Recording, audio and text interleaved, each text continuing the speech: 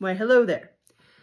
I am Deidre Concave, and when it comes to writing about me pages or creating about me videos, Jesus, take the wheel because I suck at summarizing.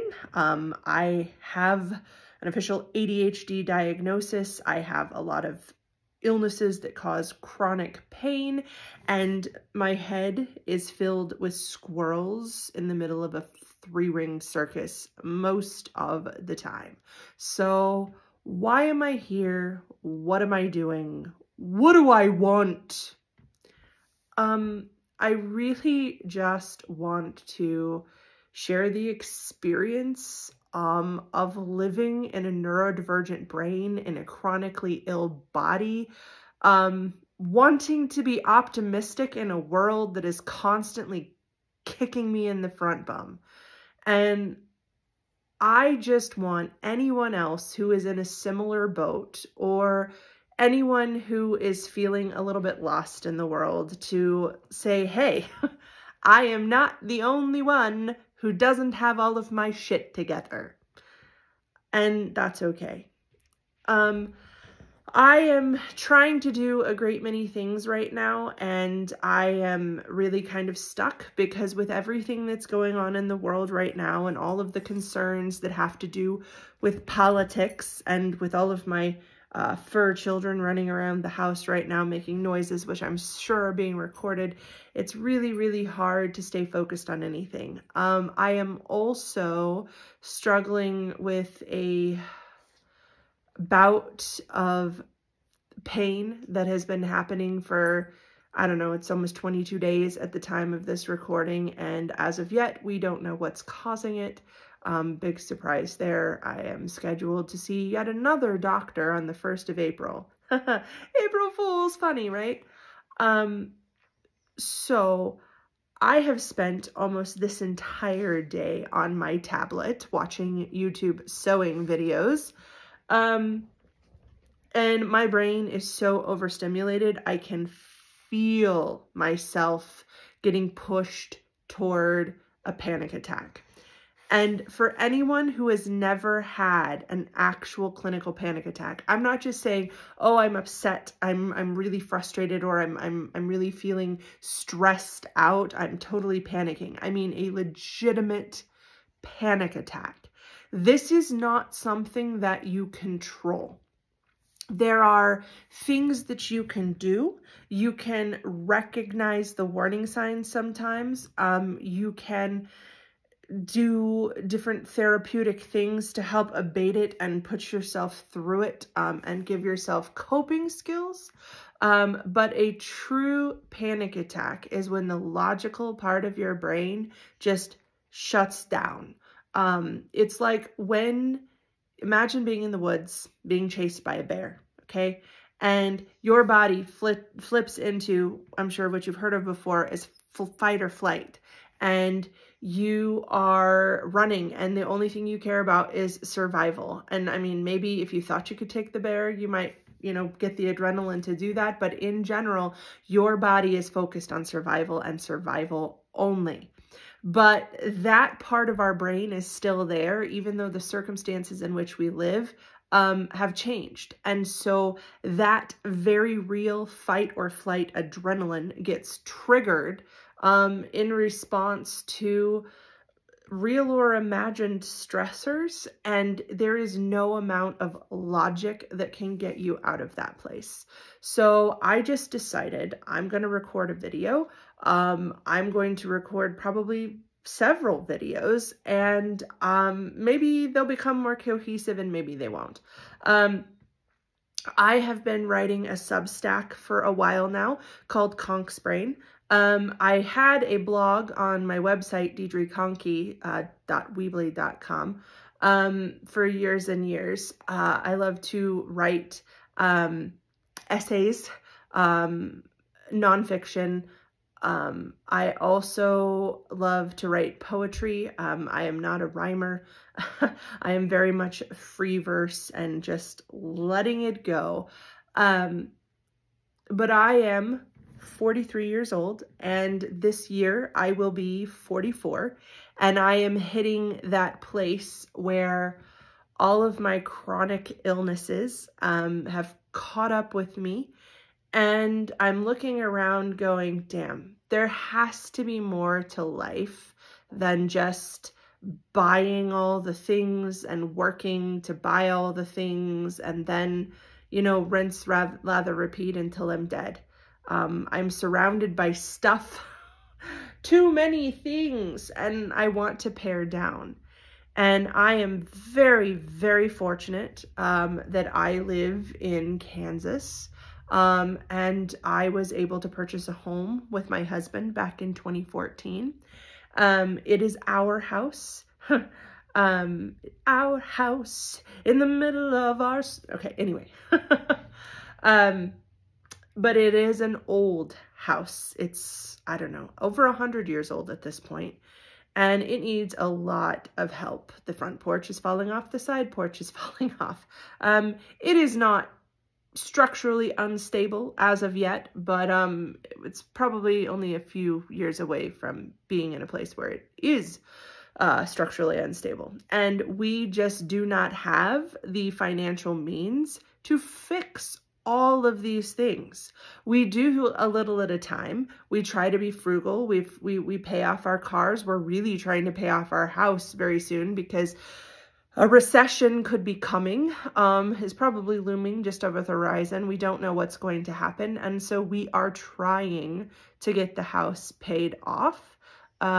We are probably going to have a family member moving in with us because we have lots of extra room, and there's no sense in not, you know, utilizing that, especially now when rent is so high and it's so difficult to find a place to live. It makes more sense to have someone here with us and to share this space, especially since we have it. And maybe the hopes are that that extra money will help us pay off the house and, you know, get some things fixed. So I am trying, instead of focusing on the things that I can't control, to focus on the things that I can. And one of my biggest frustrations living where I live in a very small area is that there isn't a place to go shopping. We do have a couple of thrift stores, which are really, really awesome, but I am a large woman. I am both taller. I am 5'9" in my very flattest feet. And I am also plus size. And so finding clothing is very difficult. I have been losing some weight lately because of some medication that I have been taking. Because things are just all messed up. And because of that, I find that my clothes are starting to get too big.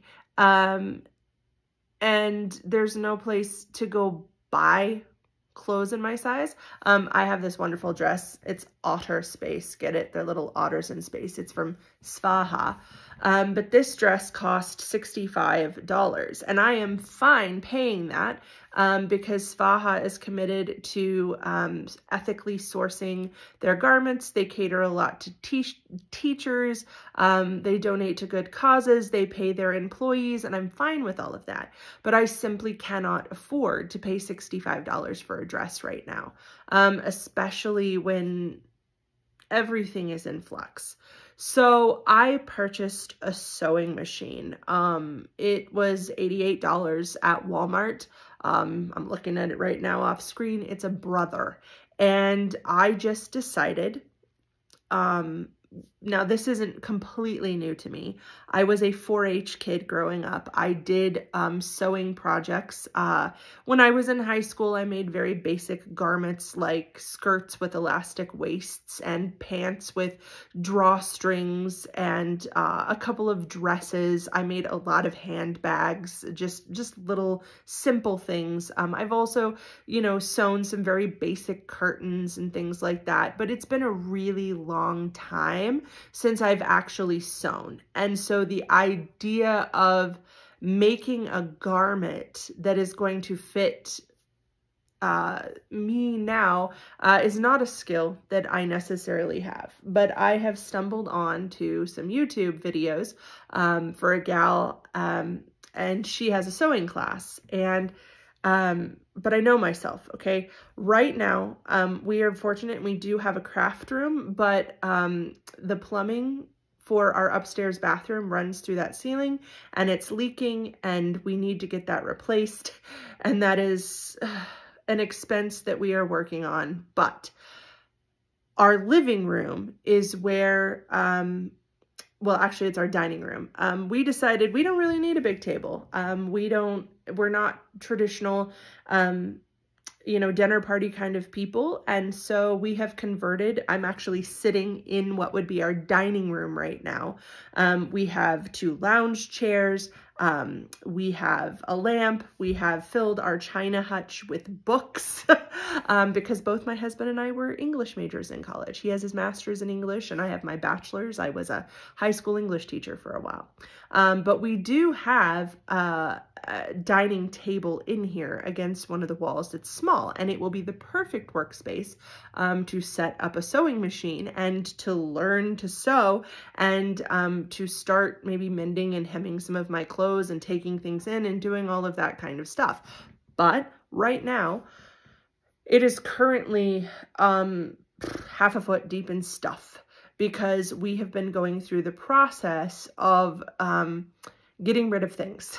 We have been donating things, giving them away to whoever wants them, because we just don't need this much stuff. We've accumulated so much. I didn't get married until I was 32. So we had, you know, 2 independent lives that got put together. So what I am doing is committing to myself that, okay, you can pay for this sewing class and you can take this sewing class as soon as you clean up the dining room area, so that you have that workspace so that you can actually do that.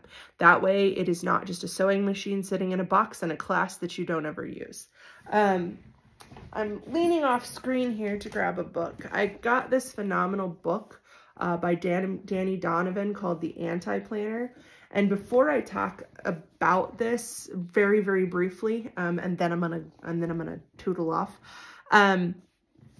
I saw this because I was on the TikTok for a while, and I saw this, and unfortunately there are people who have made knockoffs of this, and it's really, really sad that this kind of stuff is happening, that people are taking other people's stuff and selling it for half or a third or a fraction, and you're not getting the real legit item. Now, Danny Donovan has a great video explaining why this planner cost, well, it's not a planner, I'll show you in just a second, but why this costs $58.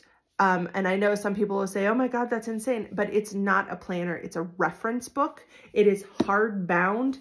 It is spiral, and it is heavy duty. This could double as a home security device, but Danny Donovan talks a lot more about everything that went into creating this and why it cost this much. And I would recommend that you look for her videos and you support her, because trust me, whatever version they're selling for like $6 or $12 on a TikTok shop is not going to be what's in here.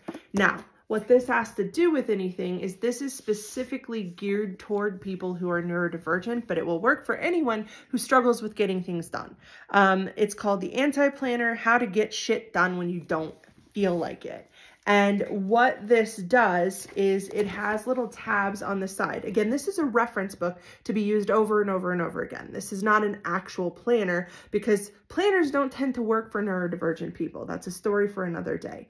But these are all emotions. So, for example, right now I am feeling overwhelmed. So I am gonna flip to the overwhelmed category. And then it is going to give me a list of reasons that I might be feeling overwhelmed, like being intimidated or overcommitted or panicked. Okay, I'm panicked. So I'm going to go to page 132. I am overwhelmed because I am panicked. So I go to page 132, and it is going to talk about my feelings and all of the things that I'm feeling, and why I might be feeling that way. And then it is going to go into a list of activities and all the instructions for doing those activities, like meditation for newbies and how to work during shit storms and a grounding countdown. This is mental health and motivation all in one place, and it is designed, I went ahead and it's spiral bound, and I turned it wrong, and so it came off of its track. That's my bad, not the planner's bad. Anyway, the anti-planner. I am going to be using some exercises in here to help me get my shit together, so that I can start getting this round. If anybody has made it this far, congratulations. You're fantastic for staying with me for this long. I can see that this video is like 16 minutes at this point. So I'm gonna bugger off. And like I said, I'm gonna come back at other times, and I'm gonna try to have things that are more cohesive for you. I can't make promises though, because like I said, squirrels, circus. Actually, it's more like squirrels on acid at a rave, okay? And that is just the way my brain works. I'm going to try in the future to keep videos shorter and more focused on something specific, but this was my about me video. And like I said, Jesus, take the frickin' wheel, because I don't summarize. 16 minutes and 39 seconds of not summarizing well. So again, I am Deidre Conkey. Welcome to the shit show.